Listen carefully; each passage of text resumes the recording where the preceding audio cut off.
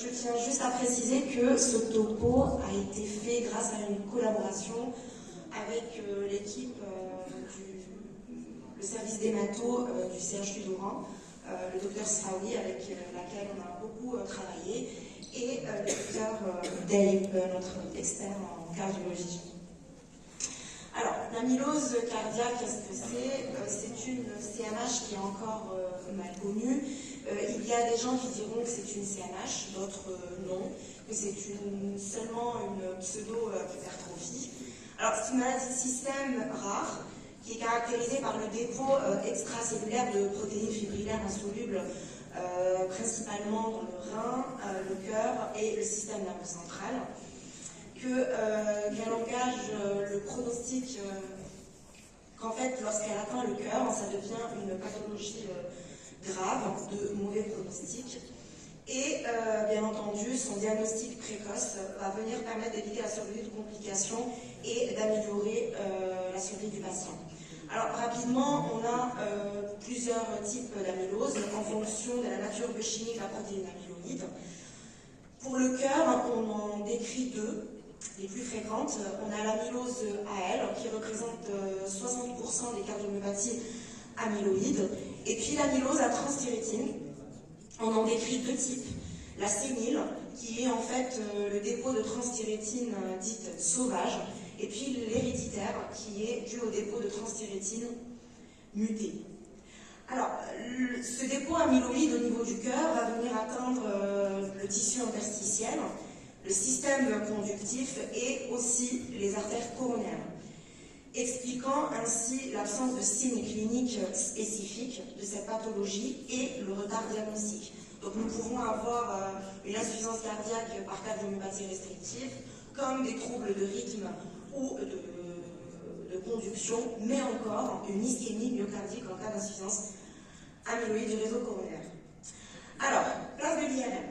L'IRM cardiaque est actuellement un outil diagnostique non invasif qui devient incontournable et permettant ainsi d'évoquer fortement le diagnostic d'amylose devant une suspicion de cardiomyopathie hypertrophique ou devant un doute d'une hypertrophie anormale des parois myocardiques, mais pas seulement.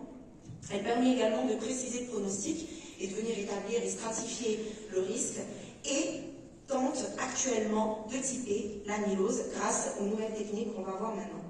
Alors, tout ceci est possible grâce aux multiples séquences de l'IRM, à savoir les séquences ciné et les séquences de caractérisation tissulaire, notamment le rehaussement tardif que tout le monde connaît, mais pas que, le T1 et le T2 maintenant.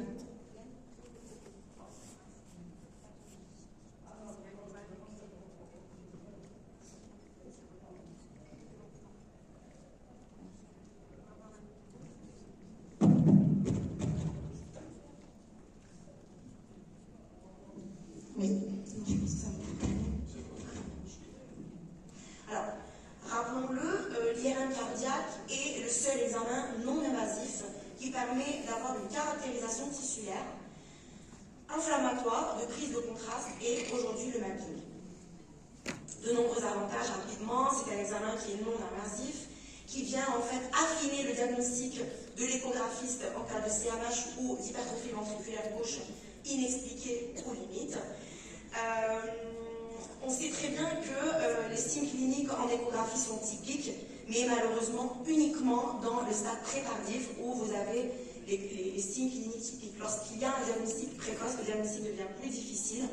Et puis en échographie, c'est opérateur dépendant, je trouve. Par exemple, cet effet scintillant, brillant du myocarde, il faut bien régler l'appareil ou avoir un gain. Le réglage du gain est très important pour le diagnostic. Alors, on a reçu à notre niveau un patient très connu par nous, décédé malheureusement depuis un mois, qui était âgé de 54 ans et se présente à notre niveau pour dyspnée HTAP très importante et des signes d'insuffisance cardiaque gauche. L'échographie faite à notre niveau nous montre en coupe parasternale grand axe, voilà, c'est une croix à cavité. Cet aspect brillant finalement du myocarde, cette hypertrophie diffuse ventriculaire gauche. Et puis le strain longitudinal qui montre cet aspect de ce qu'on appelle la cerise sur le gâteau, c'est-à-dire une atteinte des bases, alors que l'apex est conservé. On réalise l'IRM cardiaque. Alors pour toute CNH, cardiomyopathie hypertrophique ou encore amyloïde, l'IRM cardiaque se fait à notre niveau en deux grandes étapes.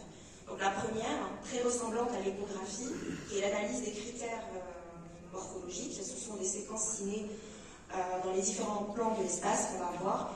Et puis la deuxième partie qui est, à mon sens, la plus importante actuellement, de la caractérisation tissulaire, qui vient véritablement révéler l'infiltration amyloïde caractéristique. Alors, la première partie, les séquences cinées, donc ce sont des séquences dites cinées SSFP, où on voit le sang intracavitaire en hypersignal et le myocarde noir, qui se fait sur différents plans de l'espace. Généralement, on fait un petit axe, une 4 cavités, pour pouvoir vraiment voir mieux, en fait, ou du moins mieux l'anatomie des 4 cavités, et puis la plèvre surtout, et une coupe grand axe ou 3 cavités. Alors, la première séquence que j'ai mise de ce patient, il s'agit d'une séquence ciné en 4 cavités, où nous voyons la première chose qui saute aux yeux, en fait, c'est cette hypertrophie de la paroi, je ne sais pas si j'ai le mot, cette hypertrophie de la paroi myocardique qui prédomine au niveau du septum. Nous voyons également une hypertrophie, un aspect en fait pseudo-hypertrophié du septum inter-auriculaire. La dilatation de l'oreillette était limite. Et puis nous voyons, si on voit bien, on arrive à voir en fait ce jet turbulent de cette petite fuite mitrale qu'on voit en hypersignal à ce niveau. Je continue sur la séquence ciné petit axe, où on voit plutôt, on le voyait mieux dans les séquences 4 cavités, mais cette petite lame d'épanchement péricardique associée, cette hypertrophie diffuse de la cavité myocardique, du myocarde gauche, pardon, et puis on arrive à voir cet aspect hypertrophié également du ventricule droit. Là, ce sont des séquences, c'est les mêmes séquences figées, en fait, non dynamiques, où on voit très bien, en fait, alors, cette hypertrophie et cet épanchement, enfin, on le voit mal, mais c'est surtout l'hypertrophie du myocarde gauche. Alors, résumons les caractérisations tissulaires qui ne changent pas vraiment de l'échographie. Donc, nous avions, en fait, une dysfonction ventriculaire gauche, excusez-moi de ne pas l'avoir précisé, une hypertrophie du myocarde, de la cavité myocardique du VG, du VD, une petite dilatation de l'oreillette gauche, un petit jet de fuite mitrale et un pseudo-épaississement interauriculaire. La deuxième partie de l'examen, qui sont les nouvelles techniques de caractérisation tissulaire, qu'on appelle actuellement, alors trois choses. Nous avons la cartographie T1 native et le calcul du volume extracellulaire qui se fait en post-gadolinium. Vous avez le T2 mapping qui va être très caractéristique de l'œdème, et puis le rehaussement tardif. Elle a nettement amélioré les performances diagnostiques de l'IRM cardiaque. En fait, il s'agit d'une mesure quantitative du temps de relaxation de chaque pixel. Donc vous allez voir qu'en T2 mapping, vous allez avoir un temps de rallongement, et c'est ce temps de rallongement qu'on va venir quantifier et dire que finalement, il y a de l'œdème. Pareillement pour le T1 mapping, qui va lui venir exprimer en fait une augmentation de l'espace interstitiel. Dans ce cas-là, c'est du dépôt amyloïde, mais pas que. Ça peut être également de la fibrose, du tissu cicatriciel, par exemple, dans les pathologies ischémiques ou autres. Le principe est simple de cette deuxième grande partie. On fait un plan de repérage comme pour la ciné. Une séquence de cartographie T1 native. Chez nous, la séquence s'appelle MOLI, puisque c'est un General Electric. Le nom peut changer en fonction de l'appareil. En petit axe toujours. On fait une première séquence native T1, puis on injecte le produit de gadolinium. on attend toujours 15 minutes que le produit passe pour pouvoir acquérir ce qu'on appelle une cartographie T1 post-injection. Et puis, on aura besoin toujours de faire une formule sanguine complète pour pouvoir calculer, pour pouvoir avoir en fait l'hématocrite et pouvoir calculer ce qu'on appelle le volume extracellulaire.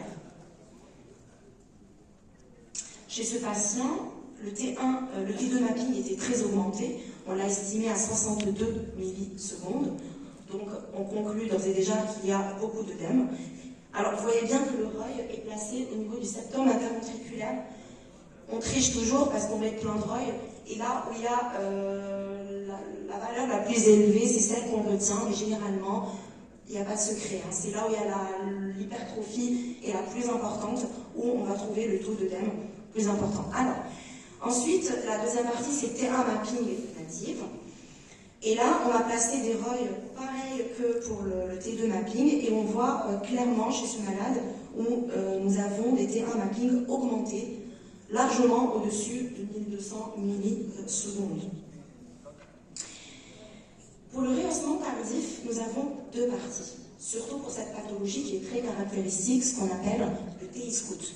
Alors, pour pouvoir injecter et choisir la meilleure séquence en fait du produit de contraste, nous faisons ce qu'on appelle un TI-scout, où nous avons plusieurs images en petit axe, si vous voulez, et on choisit le moment où le myocarde est très noir par rapport au sang. Dans la pathologie amyloïde, nous avons beaucoup de difficultés à avoir ce qu'on appelle le bon TI pour pouvoir choisir le moment où on doit faire notre acquisition pour le rehaussement tardif. C'est un signe qui est très caractéristique de l'amylose. Concernant le rehaussement tardif, nous voyons en fait cet aspect caractéristique d'image en rail sur les coupes petit axe au niveau du septum. Nous voyons également une prise de contraste qui commence clairement en sous-endocarde pour le myocarde gauche et puis commence à aller en transmuralité pour atteindre le sous-épicarde. Ce qu'on voit également, c'est une prise de contraste du VD, mais pas que. On voit également une extension du rehaussement au niveau des oreillettes, droite et gauche. En coupe grand axe, ça vient confirmer la prise de contraste de l'oreillette. Vous voyez une très très belle prise de contraste en sous-endocarde qui vient s'étendre au niveau de l'oreillette gauche. Alors, concernant le rehaussement tardif, un score a été établi qu'on appelle le CAL score. Donc là, juste avant, on a bien confirmé le diagnostic d'amylose avec tout ce qui est morphologique et caractérisation tissulaire. Et là, on va rentrer un peu plus dans la stratification, notamment dans la prise de contraste. On a vu, en fait, c'est des points. Plus la prise de contraste est transmurale, c'est-à-dire que plus le gradient entre le sous-endocarde et le sous-épicarde est petit. Ça veut dire qu'en fait, on a une transmuralité, plus le score est important. Et lorsqu'on a une atteinte du VD, on rajoute d'emblée 6 points, ce qui prouve que c'est un facteur de mauvais pronostic. Alors, généralement, lorsque c'est aux alentours de 10, 13, on dit que finalement, c'est une amylose de mauvais pronostic. Alors, je vous ai mis cette diapo pour vous montrer en fait l'intérêt de la caractérisation tissulaire utilisant le T1 mapping et le volume extracellulaire dans le diagnostic des CNH. Donc là, vous voyez que dans l'amylose, le temps de T1 natif doit être supérieur à 1200 ou franchement élevé, d'accord? Et on a une augmentation claire du volume extracellulaire, généralement c'est supérieur à 30%. Là, par contre, on voit que la cardiomyopathie hypertrophique se situe dans les 1000 à peu près, alors que pour la maladie de Fabry, on a vu là, il n'y a pas longtemps, la maladie de Fabry, elle est caractéristique en T1 mapping parce qu'elle est négative. C'est-à-dire que c'est un taux qui est inférieur à la normale. Place de typage. Donc vous me direz, l'IRM cardiaque ne peut pas typer la pathologie amyloïde. Moi je vous dirais que oui, de plus en plus, grâce à la caractérisation tissulaire. Alors, pour l'amylose AL par exemple, on a remarqué qu'il y avait plus d'œdème que dans l'amylose TTR. Nous avons également remarqué que le CAL score, qu'on a vu dans le rehaussement tardif, était généralement inférieur à 13, alors que dans l'amylose TTR, dépassait généralement 13, le score de 13. Donc le bilan, morphologique, très important, prise de contraste et un mapping augmenté et œdème. Je vais faire vite parce que je